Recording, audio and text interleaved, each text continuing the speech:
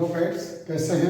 आज एनडीए का जो है आपको इम्पोर्टेंट टॉपिक बता रहा हूँ। इस इम्पोर्टेंट टॉपिक को भी आप अपनी कॉपी में लिखें और आपका सिलेक्शन 100% करें। पॉजिटिव सोच रखते हुए इसके आप स्टडी करिए, आपका 100% सिलेक्शन होगा। तो आपके पास क्या है, 11th के साथ साथ NDA 100% selection part third complex number का थ्योरी नंबर का पार्ट थर्ड है। एनडीए का कॉम्प्लेक्स नंबर का थर्ड पार्ट है। पहले फर्स्ट थ्योरी बताई, फिर सेकंड में, अब थर्ड में। आप देखिए क्या है, 29 मैंने प्रॉपर्टी लिखाई थी। 29 के बाद अगली कड़ी है 30, 30वां मल्टीप्लिकेटिव आइडेंटिटी। क्या है मल्टीप्लिकेटिव आइडेंटिटी? किसी भी नंबर को किससे मल्टीप्लाई करें जिससे 1 आए, जिससे मल्टीप्लाई करने पर वापस वही नंबर आए। क्या किसी भी नंबर को किससे मल्टीप्लाई करें जिससे वापस वही आए, तो 1 ही ऐसा है, तो वो तो रियल नंबर का होता है 1। अगर आपने 1 बोला तो गलत है, 1 लिखा तो भी गलत है। यहाँ पर क्या है आपके पास 1 + 0 आएगा। क्यों? क्योंकि आपके पास कॉम्प्लेक्स नंबर जो है a + आइटा b फॉर्म में होता है, इसलिए आपको लिखना पड़ेगा 1 + 0 आइटा। ठीक है, तो a + आइटा b को 1 + 0 आइटा से मल्टीप्लाई करने पर वापस हो जाता है। इसीलिए इसका एडिटिव मल्टीप्लिकेटिव आइडेंटिटी गुणनत्मक 1 + 0 आइटा होगा। Number 2 multiplicative inverse. किसी भी नंबर का मल्टीप्लिकेटिव इनवर्स का मतलब है बच्चों, किसको किसी भी नंबर को किससे मल्टीप्लाई करें जिससे 1 आएगा, उसका अपोजिट नंबर, उल्टा नंबर, तो उसको कहते हैं multiplicative inverse 1/z।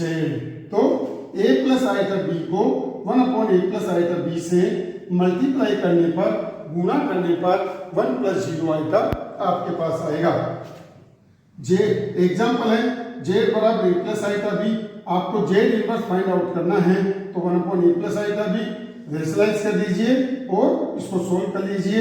a/a² + b² minus b iota a² + b², ये इसका इनवर्स हो गया। ठीक है, next root of complex number. किसी भी कॉम्प्लेक्स नंबर का वर्गमूल कैसे लेते हैं, रूट कैसे लेते हैं। मैंने कहा था ना कि किसी भी नंबर का रूट लेते हैं वैसा प्लस माइनस का साइन लगता है। तो यहाँ पर देखो शॉर्टकट मेथड क्या है, a + आइटा b का रूट आपको लेना है plus minus x + iota y। x की value x = a + √a² + b² 2 की power 1/2, y = √a² + b² - a। जो a और b की वैल्यू होगी वो इसमें रख दो, इसका रूट आपके पास आ जाएगा। अब इसके अंदर देखो शॉर्टकट मेथड क्या है, अगर प्लस है तो इसके आंसर में यहाँ पर प्लस ही आएगा, अगर माइनस आएगा तो आपका गलत है, और माइनस है तो आपके पास यहाँ पर भी माइनस आएगा। ये पहचान है ऑप्शन के अंदर। तो ऑप्शन वाले में ये नहीं लगेंगे, अपन केवल पहले तो इस चीज को देखेंगे। देखने के बाद अगर अपने को लगता है कि 2 आंसर आ गए तो आप उनका स्क्वायर कर दीजिए, वर्क कर दीजिए उसी मान में। जैसे आपके पास, जैसे ये सपोज करो √7 - 24 आएगा, 4 ऑप्शन आएंगे आपके पास। अब मैंने क्या कहा, यहाँ माइनस है तो यहाँ माइनस आएगा, आएगा ना। अब आने के बाद क्या करना, ये आंसर कंफर्म। अब आप इसका वर्क करके देखो, स्क्वायर करके देखो, क्या 4 - 3 आइटा को 4 - 3 आइटा से मल्टीप्लाई करेंगे तो आपके पास आ रहा है 27 - 24 आइटा। तो यहां से आपका ऑप्शन से कंफर्म हो जाएगा, ये भी नहीं लगाना आपको। इसीलिए ये शॉर्टकट मेथड है। आप क्या करो, प्लस है तो प्लस आएगा, माइनस है तो माइनस आएगा, कंफर्म है, इसलिए आपको ध्यान रखना है। जैसे 7 - 24 आइटा है, a = 7 b = 24 है, आप यहाँ पर वैल्यू रख दो, आपका आंसर आ जाएगा। इसके अंदर रख दो, माइनस तो माइनस आएगा। तो इस तरह से ये रूट है। यहाँ तक आपके 11th क्लास में है। जो नए सिलेबस है, अब कुछ नई चीज आपके पास और है, पोलर फॉर्म, जो कि लाइफ का एक अहम पार्ट है। इसको आपको पढ़ना है, स्टडी करना है। तो क्या है, polar form of complex number, सम्मिश्र संख्या का ध्रुवीय रूप। क्या होता है पोलर फॉर्म? पोलर फॉर्म का मतलब जैसे पॉइंट है 3 और 4, 3 और 4 है, उसको अदर फॉर्म में चेंज करना।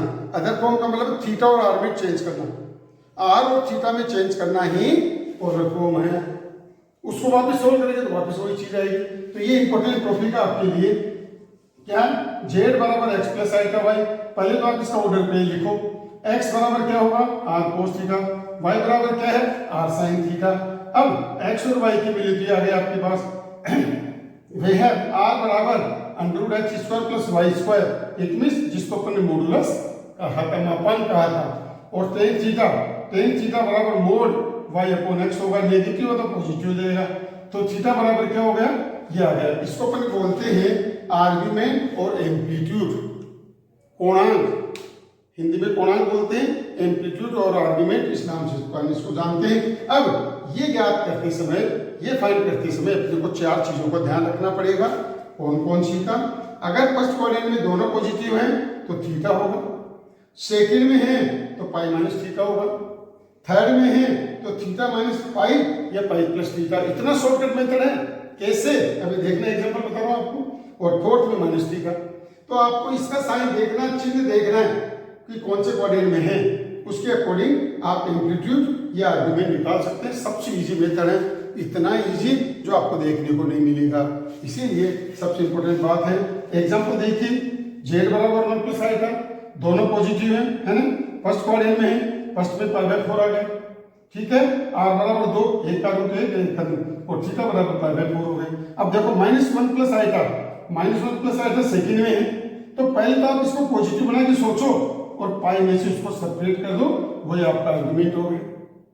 थर्ड में अगर दोनों नेगेटिव हैं, भाई √2 में तो कोई चेंज नहीं होगा, चेंज हो रहा है यहाँ पर क्या, π/4 माइनस थीटा, जो आपने थीटा सोचा ना, पहले मोड़ लगा के सोच लो, फिर उसके बाद इसके अंदर रखते जाओ, कहीं जाने की जरूरत नहीं है आपको। बहुत इजी मेथड है बच्चों, आप करिए तो सही, 100% सिलेक्शन होगा, है। तो आपके पास आ गया -1 माइनस i था बराबर ये। नेक्स्ट, z बराबर 1 माइनस i था बराबर √2 cos माइनस π/4 प्लस i का साइन माइनस π/4, क्यों, फोर्थ क्वाड्रेंट में है ना। तो इस तरह से ये पोलर फॉर्म है, आप अपनी कॉपी में नोट करो और पॉजिटिव सोच रखकर आप इनको करिए। जिसका विश्वास डगमगा गया वो जिंदगी में नहीं कर सकता, विश्वास करना सीखिए। मैथमेटिक्स वाला डिसीजन आपको ये बताना चाहता है, आपका सिलेक्शन करना चाहता है, तो आप इनको लिखो तो सही यार, लिखोगे तभी सिलेक्शन होगा ना। क्या क्या इनको पढ़ते रहते नहीं, आप इनको लिखो, लिखने पर आपको कई चीजें सामने आएंगी और इनको नोट करके और अपने कॉपी में सोल्व करिए। अब इसके आगे की थ्योरी आपको पार्ट 4 में मिलेगी, तो आप इनको लिखें और इन पे बेस्ड जो भी आपके पास बुक है उसके सवाल करें, आपका 100% सिलेक्शन होगा। एनडीए के अंदर, जी मेंस के अंदर, सीयूईटी के अंदर, जिस भी कंपटीशन में है उसमें सब में सिलेक्शन होगा। और 11th के अंदर भी आपके सबसे टॉप नंबर आएंगे, तो इसलिए ध्यान रखिए आप इनको